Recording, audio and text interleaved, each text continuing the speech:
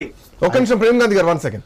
అయితే సార్ ఈరోజు ముందుగా చర్చలోకి పోయే కన్నా ముందు ఈరోజు నేను ఇంతటి వాడిని ఇట్లాంటి వేదికలపైన కూర్చోవడానికి నాకు సమస్త విద్యా బుద్ధులు అన్నీ నేర్పించి నన్ను ఇంతటి వాడిని చేసినటువంటి తల్లిదండ్రులు, విద్య నేర్పించినటువంటి గురువులు, వాళ్ళందరికీ కూడా ముందుగా హ్యాపీ టీచర్స్ డే. గురువులుగా మీరు లేకపోతే ఈ స్థాయిలో ఇట్లాంటి వేదికలపైన నాకు బహుశా అవకాశం వచ్చేది కాదేమో. కాబట్టి నన్ను ఇంతటి వాడిని చేసినందుకు మీ అందరికి కూడా శిరస్సు వంచి మీ అందరికి కూడా హ్యాపీ టీచర్స్ డే తెలియజేస్తున్నాం. అయితే విచారణ జరిపించాల్సింది కాళేశ్వరం పైన జరిగినటువంటి అవినీతి పైన, వాళ్ళ కుటుంబంలో జరిగిన పంచాయతీల పైన మాకేం సంబంధం లేదు సార్. ఎందుకంటే మేమే ముఖ్యమంత్రి కావాలని, పార్టీ అధికారంలో ఉండాలని వెంపర్లాడుతున్న వాళ్ళం ఏం కాదు.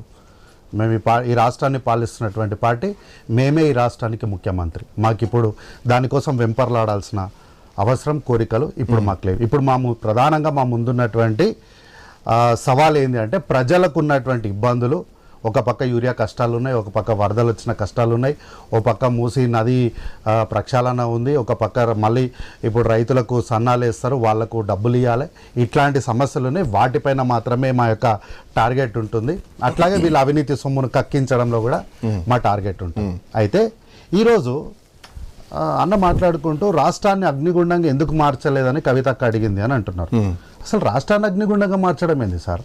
ఏమొచ్చింది రాష్ట్రానికి ఈరోజు? అగ్నిగుండంగా మార్చాల్సిన అవసరం ఏమొచ్చింది? అవినీతి పైన విచారణ జరిపించాలి అంటే రాష్ట్రాన్ని అగ్నిగుండంగా మారుస్తారా? అంటే ప్రజల మాన ప్రాణాలకు హాని చేయాలని చెప్తున్నారా? ప్రశాంత వాతావరణంలో ఉన్నటువంటి తెలంగాణ రాష్ట్రంలో రణరంగంగా మార్చాలన్న మీ ఆలోచన, మీ కుట్రలేదే నాకు అర్థం కాలేదు. తర్వాత అసలు ఓకే సరే, మీరు చెప్పినట్టే రణక్షేత్రం చేద్దాం, రణరంగం చేద్దాం. ఈ రణక్షేత్రంలో, ఈ అగ్నిగుండంలో ప్రత్యక్ష పాత్ర వచ్చి వహించేది ఎవరు? కల్వకుంట్ల కుటుంబం వారా? ఎవరు? దొరలా? మళ్ళీ అక్కడికి వచ్చేది కూడా మా బలహీన వర్గాలకు సంబంధించినటువంటి బడుగు బలహీన ఎస్సీ, ఎస్టీ, మైనారిటీ, బీసీలే కదా. అంటే వీళ్ళు ఏమైనా సరే మీ అధికారము, మీరు సేఫ్గా ఉండడం కోసం రాష్ట్రాలను అగ్నిగుండంగా మార్చాలంటారా? అవినీతి, కాళేశ్వరం పైన అవినీతి జరిగింది. మీ నాన్నగారు ముఖ్యమంత్రి, చూసుకోవాల్సిన బాధ్యత ఉంది. Is a custodian of the state. ఆయన మంత్రికి ఈయన సుపీరియరు. క్యాబినెట్ మీటింగ్ జరిగింది, మీటింగ్లో మినిట్స్ వచ్చినాయి. ఈ అన్నిటిపైన తప్పులు జరుగుతుంటే ఇది తప్పు ఉంది కదా అని మీరు పాయింట్ చేయాల్సిన మీరు చేయకపోగా బాధ్యతారహితంగా పరిపాలన చేసినటువంటి మీ పైన కమిషన్ ఏగుడుదండంలా అసలు ఏముందో నాకు అర్థం కాలేదు. అయితే కాళేశ్వరంలో అవినీతి జరిగింది అని మాట్లాడిన ప్రతి ఒక్కరి మీద మేము తెలంగాణ వ్యతిరేకులను ముద్రేస్తామంటే ఎట్లా కుదురుతుందో బీఆర్ఎస్ పార్టీ వాళ్ళే చెప్పాలి. అయితే ఇంత అంతకుముందు మాట్లాడుకుంటూ కవిత గారిని బహిష్కరించారు అన్నారు.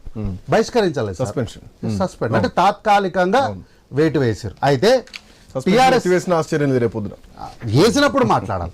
అయితే ఇక్కడ ఎంపీ విజయశాంతి గారిని పార్టీలకు వెళ్ళి పంపించేటప్పుడు ఇది ప్రధానమైనటువంటి ఒక వార్తాపత్రిక ఆగస్టు 1 ఇది ఆ టైంలో రాసినటువంటి పత్రిక 2013లో Vijayashanti was also served a show cause notice asking her to explain why the party should not expel her from the party anti activities. ఈమెను ఎక్స్పెల్ చేసింది పార్టీ సింపుల్గా. అట్లాగే ఏప్రిల్ 26, 2007 నాడు a show cause notice issue to Narendra asking him to explain why he should not expel from the party. వీళ్ళను పార్టీలకు వెళ్ళి వీళ్ళని expel చేసింది, వీళ్ళని బహిష్కరించింది.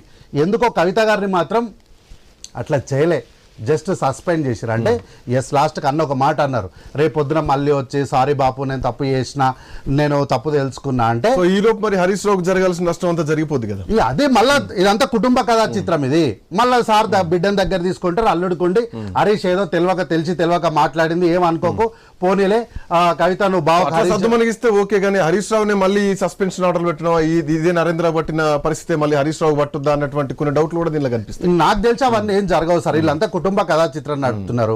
బావకు ఒకసారి నేను శేషు సార్ దగ్గరికి వెళ్తాను. ఒక మాట సార్, నేను ఎందుకు కంప్లీట్ చేసేస్తా. అయితే వీళ్ళు ఒకవేళ బావకు సారీ చెప్పంటే మా సారీ చెప్పేస్తే మొత్తం సర్దుమానిపోతాయి. అయితే అన్నారు ఒక మాట అన్నారు లాస్ట్కి, నాకు నిజంగా మనసుకు తగిలిన మాట ఇది, అందుకే మీతో పర్మిషన్ తీసుకుంటాను. 2001 నుంచి 2004 వరకు కవిత గారు ఎక్కడున్నారని ప్రశ్న అడిగారు. కరెక్ట్, అదే ప్రశ్న మేము కూడా అడుగుతున్నాం. అయితే 2004 నుంచి 2013, 2014 వరకు వారు ఉద్యమం చేశారు, ఎంపీ అయినారు, ఎమ్మెల్సీ అయినారు. కానీ వెంకటేష్ అన్న మాత్రం నేను వార్డు మెంబర్ కూడా కాలేదని వారు అన్నారు కదా, నాకు ఆ మాట నిజంగా I felt that word, I stand by this word. నిజంగా మా అన్న లాంటి ఉద్యమకారులకు ఈ రోజు కూడా ఈ పదవులు లేవనేదే మా ప్రశ్న. తెలంగాణ యువకులుగా నేను కాంగ్రెస్ పార్టీగా మాట్లాడతలేను,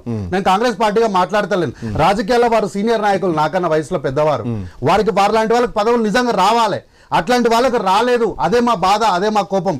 యువతకు ఈ రోజు ఉన్నటువంటి తెలంగాణలో ఉన్నటువంటి యువత బీఆర్ఎస్ పార్టీని, కల్వకుంట్ల చంద్రశేఖరరావు గారిని అధికారానికి దూరం చేయడానికి కారణం ఏంటంటే ఇది ఒకటే. కాబట్టి అవకాశం ఉన్న ప్రతిసారి వీళ్ళు చూపించింది బంధుత్వం మాత్రమే, కానీ ఎక్కడ కూడా